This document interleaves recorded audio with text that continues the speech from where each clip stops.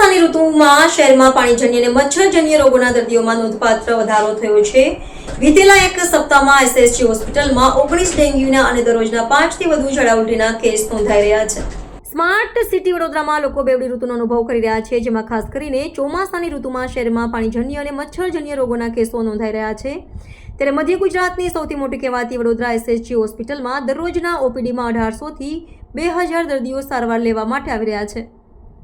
બીજી તરફ છેલ્લા એક અઠવાડિયામાં ડેન્ગ્યુના 19 કેસો નોંધાયા છે, જ્યારે દરરોજના 5 થી વધુ ઝાડા ઉલટીના કેસો આવી રહ્યા છે। ત્યારે આ અંગે એસએસજી હોસ્પિટલના આરએમઓ હિતેન્દ્ર ચૌહાણ લોકોને સાવચેતી રાખવાની અપીલ કરી હતી। ચોમાસાની ઋતુમાં આ ટાઈપના રોગચાળો થોડો ફેલાતો જ હોય છે। હાલમાં એસએસજી હોસ્પિટલ વડોદરા ખાતે દૈનિક ઓપીડી 1800 થી 2000ની નોંધાઈ રહી છે, અને જે પૈકી છેલ્લા એક અઠવાડિયામાં અમારી પાસે ડેન્ગ્યુના 19 કેસ નોંધાયા છે, જ્યારે ઝાડા ઉલટીના દરરોજ એવરેજ 5 થી 6 કેસ નોંધાઈ રહ્યા છે।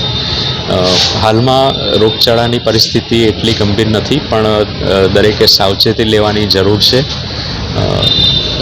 આ ઋતુમાં ચોખ્ખાઈ મહત્ત્વની છે, સ્વચ્છતા મહત્ત્વની છે। ઘરની આસપાસ ગંદકી દેખાય તો એને તરત દૂર કરવી જોઈએ, જેથી આપણે માખી અને મચ્છરનો ઉપદ્રવ ટાળી શકીએ અને રોગથી બચી શકીએ।